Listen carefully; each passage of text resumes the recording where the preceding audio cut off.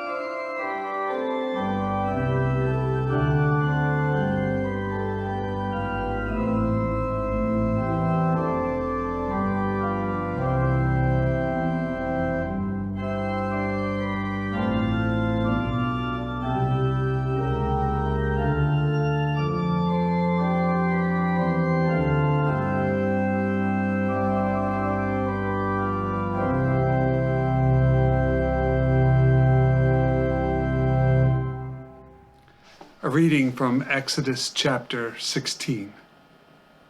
The whole congregation of the Israelites set out from Elim. And Israel came to the wilderness of Sin, which is between Elim and Sinai, on the 15th day of the second month after they had departed from the land of Egypt. The whole congregation of the Israelites complained against Moses and Aaron in the wilderness. The Israelites said to them, "If only we had died by the hand of the Lord in the land of Egypt, when we sat by the flesh pots and ate our fill of bread, for you have brought us out into the wilderness to kill this whole assembly with hunger." Then the Lord said to Moses, "I am going to rain bread from heaven for you, and each day the people shall go out and gather enough for that day. In that way I will test them whether they will follow my instruction or not. On the sixth day, when they prepare what they bring in, it will be twice as much as they gather on other days."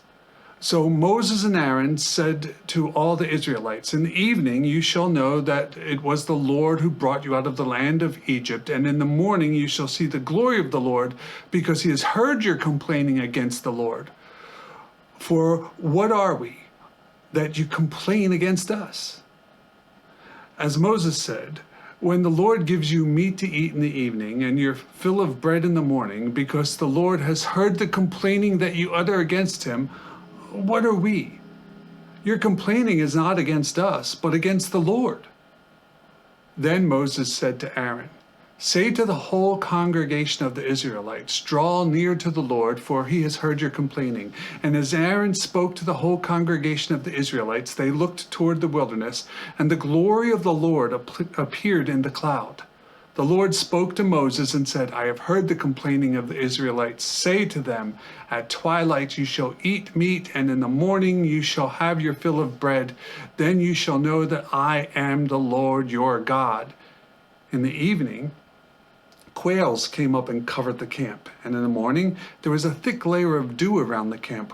When the layer of dew lifted, there on the surface of the wilderness was a fine, flaky substance, as fine as frost on the ground.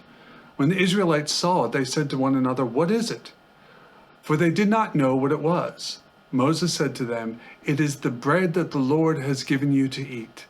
This is what the Lord has commanded. Gather as much of it as each of you needs, an omer to a person according to the number of persons. all providing for those in their own tents. The Israelites did so, some gathering more, some less. But when they measured it with an omer, those who gathered much had nothing more, and those who gathered little had no shortage. They gathered as much as each of them needed.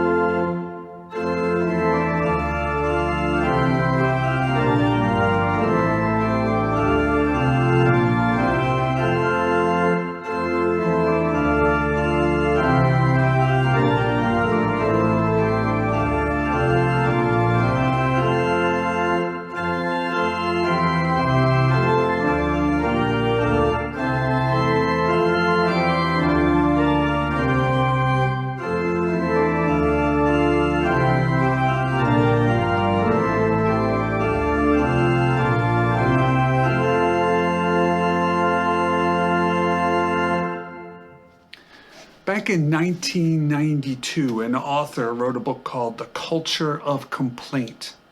Now, I certainly didn't agree with everything that he wrote, but the emerging culture he warned against is one that is now staring us right in the face. The author warned about a fragmented and over-tribalized America. By his description, a culture of complaint is one that is full of name-calling and narcissism, one that is marked by excessive self-pity.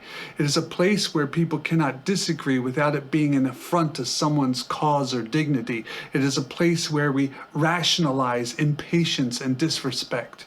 In short, it is a culture filled with people who are constantly complaining. That was the case with the Israelites as Moses led them to the Promised Land. We heard the word complain a lot in our text today. The word complain occurs again and again throughout the rest of the Pentateuch, in fact, which is the first 5 books of the Bible. The people chose to blame God for everything that went wrong, selectively forgetting all that God had done for them. God had sent them a deliverer in Moses. He had parted the Red Sea so they could escape from Egypt. He was leading them to a promised land of prosperity, but traveling through the wilderness was not easy, and they had less food than they were used to. So Moses, Aaron, and God became the targets of the people's anger. Pretty much no matter what God does, they're not going to be satisfied. They aren't going to trust him. They are going to be a people of complaints.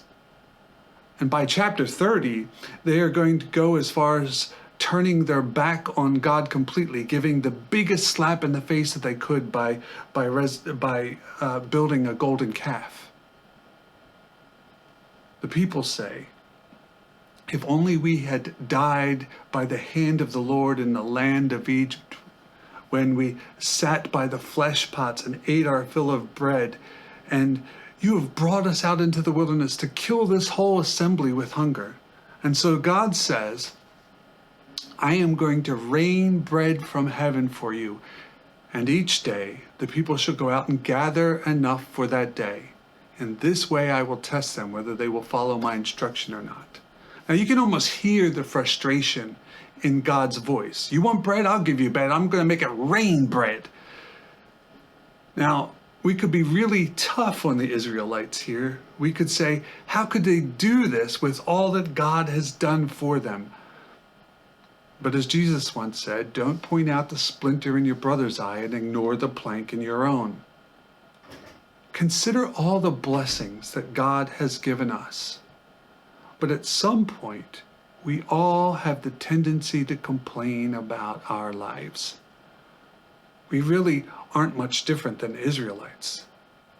But the good news is that even for all their complaining, all our complaining, God listens and God answers.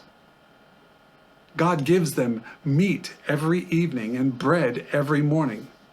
Now, two interesting things here, I think. The first thing is God's generosity, even in the midst of our ungrateful complaining. You see, meat was an indulgence, an extravagance. And yet God says to them, I will give you meat to eat every evening. The second thing is that in verse 4, he said that this would be a test as to whether they would follow his instruction. Now notice what it says in the text. If you didn't gather enough, you would still have all you need. And if you gathered too much, you would still only have all that you need. You see, what God was teaching them was to trust that his provision was enough. God's generosity is always more than enough and never to be abused. God will feed your need, but not your greed. And that last point is an important one, because entitlement, believing you deserve something, is often the fruit that grows from the seed of complaint. You complain because you think you deserve more, you deserve better, you are entitled. But are any of us really entitled to anything? Isn't every good thing a gift from God? That's what it says in James chapter 1, verse 17. It says, every good and perfect gift is from above. A spirit of entitlement doesn't trust, it demands. In Jesus' day, there were those who saw their relationship with God as one of entitlement. This is from John chapter 6. Jesus answered them, this is the work of God, that you believe in him whom he has sent. So they said to him, what sign are you going to give us then, so that we may see it and believe you? What work are you performing? Our ancestors ate the manna in the wilderness, as it is written, he gave them bread from heaven to eat. Then Jesus said to them, very truly I tell you, it was not Moses who gave you the bread from heaven, but it is my Father who gives you the true bread from heaven. Jesus said to them, I am the bread of life. Whoever comes to me will never be hungry, and whoever believes in me will never be thirsty. Then the Jews began to complain about him because he said, I am the bread that came down from heaven. Well, there's that word again. Complain. Jesus is saying, you have to have faith in me. And they say, well, what sign are you going to give us? Our ancestors ate bread from heaven. Basically, they're saying, look, we're God's chosen people. You want something from us, you got to give something. We're special. We deserve this. We're entitled. Entitlement is just the flip side of the coin of complaint. How often have we played that game with God? Again, Jesus teaches them and us of the generosity, the grace, the provision of God. Jesus goes on to say, very truly I tell you, whoever believes has eternal life. I am the bread of life. This is the bread that comes down from heaven, so that one may eat of it and not die. I am the living bread that came down from heaven. Whoever eats of this bread will live forever, and the bread that I will give for the life of the world is my flesh. For all that faith, that confidence in your ancestry, Jesus is saying, in your spiritual heritage, those who ate the bread in the wilderness eventually died. So much for being the chosen people who got bread from heaven. Jesus says, I am God's ultimate provision. I'm more than bread. I am the bread of life. I am the very embodiment of God's generosity. I am His grace in the flesh. I am everything you need and all that you need for eternal life. So as we continue to experience this culture of complaint that we live in, I urge you to strive to stand above it. Don't succumb to the rhetoric of resentment. Don't surrender to the temptation of entitlement. Instead, see the good that is in the world and in other people. Recognize the blessings that God has given us.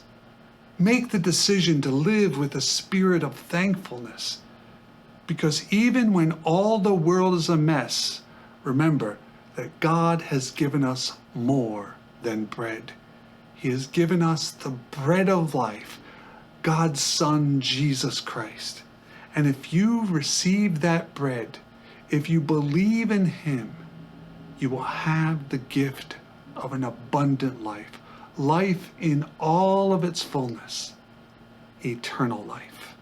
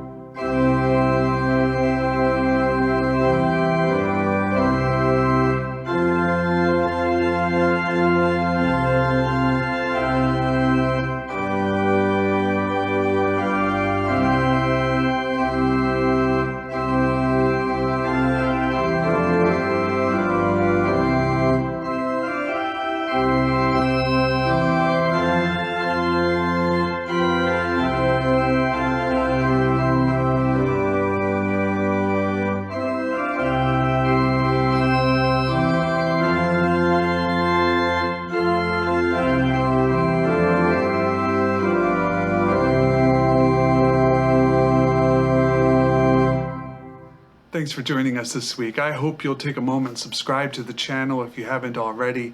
Hit the notification bell so that you'll know when new videos come up. And please, if you would think that this message would help someone else, if it would be of a benefit to someone else, please do share it with them. Until next week, God bless. Keep safe.